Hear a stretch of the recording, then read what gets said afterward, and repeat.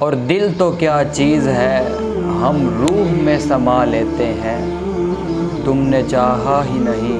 ہمیں چاہنے والوں کی طرح۔ اور علامہ اقبال بھی بولے نا، آپ فرماتے ہیں کہ ہم تو مائل بکرم ہے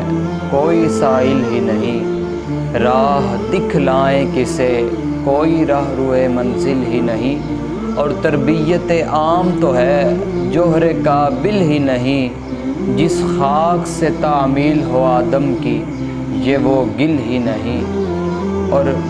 یہ جو اللہ والے ہوتے ہیں نا، ان کے اپنے ہی رنگ ہوتے ہیں۔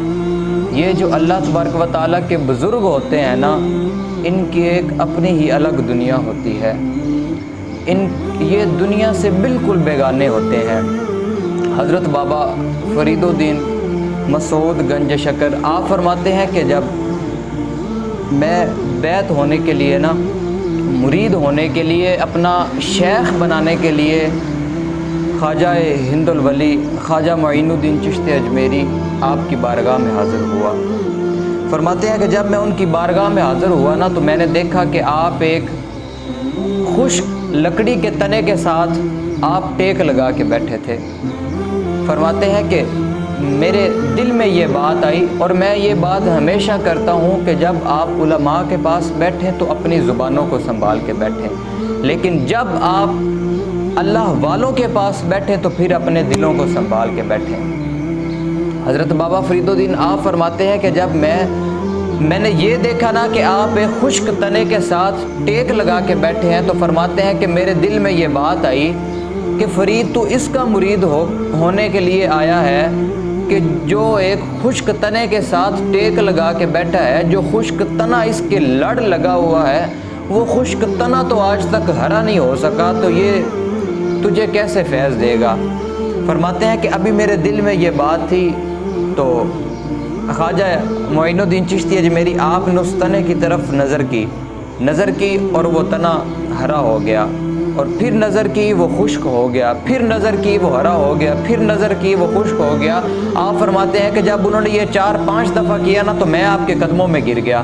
میں نے عرض کی حضور یہ کیا ماجرا ہے کہ پہلے یہ خشک تھا اور اب یہ ہرا ہو گیا ہے، یہ پھر خشک ہو گیا ہے۔ آپ نے فرمایا کہ فرید تو ادھر فیض لینے آیا ہے، تو فقیری لینے آیا ہے، یا تو رب سے جنگ کرنے آیا ہے۔ فرماتے ہیں کہ جب یہ تنا خشک رہنا چاہتا ہے تو کیوں چاہتا ہے کہ یہ ہرا ہو؟ جب یہ رہنا ہی خشک چاہتا ہے، جب یہ اپنی حالت کو نہیں بدلنا چاہتا، تو پھر تو کیوں یہ چاہ رہا ہے کہ یہ ہرا بھرا ہو جائے؟ اور آپ اتنی بات کی تو آپ نے فرمایا کہ اے فرید الدین تو جا قطب الدین کے پاس، خواجہ قطب الدین بختیار کاکی۔ آپ نے ان کے پاس جب بھیجا تو آپ ادھر سے اٹھے اور دلی پہنچے۔ جب آپ دلی پہنچے تو آپ اب ڈھونڈ رہے ہیں کہ قطب الدین کون ہے۔ آپ نے ادھر ایک شخص سے پوچھا کہ قطب الدین کون ہے، تو اس نے بتایا کہ وہ جو سامنے کھڑا ہے نا، وہ قطب الدین ہے۔ آپ نے دیکھا کہ سامنے کچھ بچے کھیل رہے تھے اور پاس ہی وہ حضرت خواجہ قطب الدین بختیار کاکی کھڑے تھے۔ آپ فرماتے ہیں کہ جب میں نے حضرت خواجہ قطب الدین بختیار کاکی کو دیکھا تو میرے ذہن میں پھر یہ بات آئی کہ یہ تو منڈا ہے، یہ تو نوجوان ہے۔ فرماتے ہیں کہ ابھی پھر میرے دل میں یہ بات تھی، تو حضرت خواجہ قطب الدین بختیار کاکی آپ ادھر سے چل پڑے، آپ اندر گئے، اور اندر سے جب واپس باہر آئے تو کیا دیکھتے ہیں کہ آپ کی سفید داڑھی ہے، آپ بڑے بزرگ ہیں، تو آپ جا کے قدموں میں گر گئے۔ عرض کرتے ہیں حضور یہ کیا ماجرا ہے کہ پہلے تو میں نے آپ کو دیکھا ہے بڑے نوجوان اور آپ پہ بڑا شباب، اور ابھی آپ کی داڑھی سفید ہے۔ فرمایا کہ فرید اب تو میں تیرا پیر بننے کے قابل ہونا، اب تو مجھے پیر مانے گا نا۔ آپ قدموں میں گر گئے۔ حضور یہ کیا ماجرا؟ فرمایا فرید تو دکاندار کو نہ دیکھ بلکہ سودے کو دیکھ۔ تو نے دکاندار دیکھنا ہے یا جو تو سودا لینے آیا ہے تو نے وہ سودا دیکھنا ہے۔ اب آپ کے قدموں میں گرے اور آپ کو یہ بات سمجھ آ گئی کہ اللہ کے بندوں کے پاس جو ہے نا وہ دل کو سنبھالا جاتا ہے۔ خیر آپ نے اب حکم دیا کہ جا فرید سیر و سیاحت کے لیے جا۔ آپ اپنے شیخ کے حکم پہ عمل کرنے کے لیے جب آپ نکلے، کئی بستیوں میں گئے، کئی کوچوں میں گئے سفر کرتے کرتے، اور آپ کو ایک روحانی مسئلہ بھی تھا۔ آپ کا ایک روحانی مسئلہ بھی تھا۔ آپ ایک بستی میں گئے تو آپ نے ادھر سے پوچھا کہ ادھر کوئی مرد ہے، ادھر کوئی اللہ کا بندہ ہے؟ کوئی حکیم یا طبیب ہے تو لوگوں نے بتایا کہ نہیں اس بستی میں نہیں ہے، لیکن وہ جو فلاں پہاڑ ہے نا ادھر ایک غار ہے، اس غار میں ایک اللہ کا بندہ بیٹھا ہے، آپ اس کے پاس چلے جائیں۔ آپ فرماتے ہیں کہ بڑی سخت بڑی شدت قسم کی وہ شدت والی وہ مسافت تھی پہاڑ پہ چڑھنے کی۔ میں ادھر بڑی بامشکل چڑھا، اور جب چڑھا تو میں نے دیکھا کہ ایک غار تھی، اور غار کے دروازے کے باہر نا فرماتے ہیں کہ گھٹنے کی ہڈی پڑی تھی، اس پہ کوئی جسم وغیرہ اس پہ ماس نہیں تھا، فرماتے ہیں کہ وہ خالی ہڈی تھی ایک گھٹنے کی۔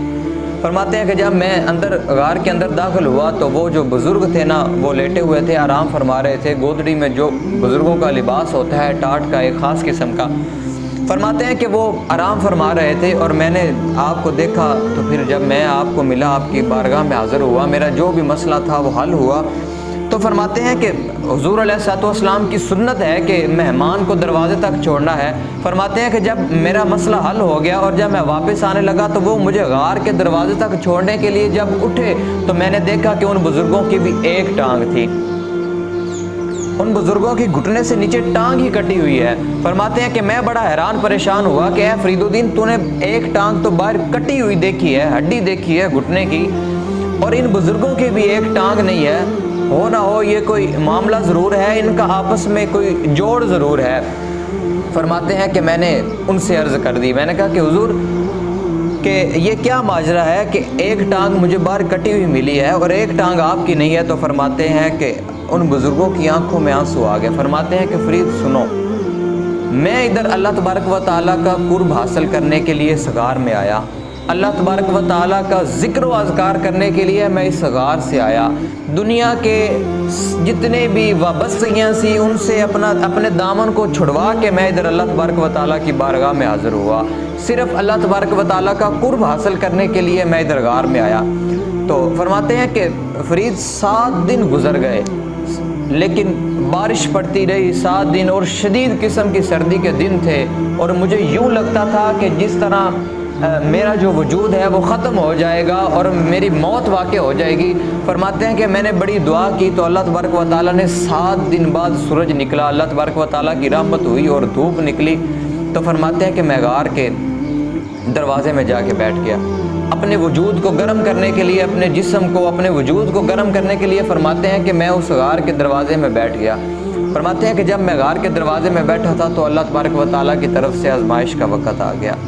پھر میرے امتحان کا وقت آ گیا، اور یہ بزرگوں پہ بلکہ دنیا کائنات کے ہر شخص پہ جو ہے نا یہ اللہ تبارک و تعالیٰ کی طرف سے آزمائشیں آتی ہیں۔ اللہ تبارک و تعالیٰ تھوڑا دے کے بھی آزماتا ہے، اللہ تبارک و تعالیٰ زیادہ دے کے بھی آزماتا ہے، اللہ تبارک و تعالیٰ کسی وقت انسان کو تنگی میں رکھ کے آزماتا ہے، اللہ تبارک و تعالیٰ اسے خوشیوں سے نواز کے بھی آزماتا ہے، کیوں یہ دنیا ہے اور دنیا میں ہر انسان کا حصہ ہے، کسی کا اللہ تبارک و تعالیٰ نے تھوڑا حصہ رکھا ہے، کسی کا زیادہ حصہ رکھا ہے، تو یہ اللہ تبارک و تعالیٰ کے ایک رنگ ہیں، آزمائشیں امتحانات ہیں۔ تو وہ فرماتے ہیں کہ جب میں غار کے دروازے میں بیٹھا تھا تو اللہ تبارک و تعالیٰ کی طرف سے امتحان کا وقت آ گیا۔ فرماتے ہیں کہ ایک بڑی خوبصورت نوجوان عورت جو ہے نا وہ ادھر سے گزری، بڑی نوجوان عورت بڑی خوبصورت وہ ادھر سے گزری، اور میری جب اس پہ نظر پڑی، اور اسی لیے حضور علیہ الصلوۃ والسلام نے فرمایا کہ جب عورت پہ نظر پڑے تو فوری اپنی نظروں کو جھکا لیں، اور بزرگ بھی فرماتے ہیں، بلکہ حضور نے تو یہاں تک فرمایا کہ اگر آپ عورت کو دیکھ کے اپنی نگاہوں کو نہیں جھکاتے تو آپ کا یہ جو حسن ہے، یہ چہرے پہ جو نور ہے وہ اڑ جائے گا، یہاں تک حضور نے فرمایا۔ خیر وہ بزرگ فرماتے ہیں کہ جب میں نے اس عورت کو ایک نظر دیکھا، وہ ادھر سے گزری، تو میرے ذہن سے یہ بات نکل گئی کہ ادھر تو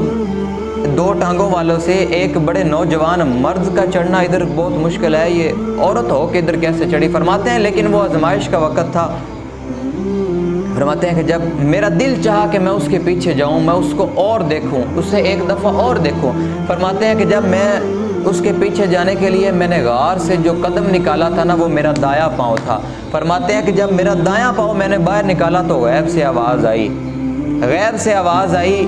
کہ یاری تو ہمارے ساتھ لگائی ہوئی ہے، محبت اور عشق کے دعوے تو ہمارے ساتھ ہیں، لیکن جا ایک عورت کے پیچھے رہو۔ فرماتے ہیں کہ جب یہ بات سنی تو میں نے اپنی ٹانگ، جو دائیں ٹانگ میں نے باہر نکالی تھی، وہ میں نے کاٹ دی ادھر سے، پھر میری غیرت نے گوارا ہی نہیں کیا کہ یہ میرے وجود کے ساتھ رہے۔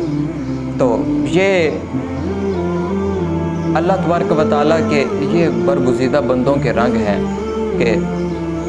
علامہ اقبال نے جو فرمایا تھا نا کہ ہم تو مائل با کرم ہیں کوئی سائل ہی نہیں، تو سائل بن کے جئیں، اپنی جتنی بھی وابستگیاں ہیں، دنیا سے جتنے بھی معاملات ہیں، ان سے اپنے دامن کو چھڑوائیں اور اپنے دامن کو حضور علیہ الصلوۃ والسلام کی ذات سے وابستہ کریں۔ آج وقت ہے حضور علیہ الصلوۃ والسلام سے وفا کریں، کہ جب بندہ حضور سے وفا کرتا ہے تو پھر اس بارگاہ سے وہ شانیں ملتی ہیں کہ جس کا آپ نے کبھی تصور بھی نہیں کیا ہوتا۔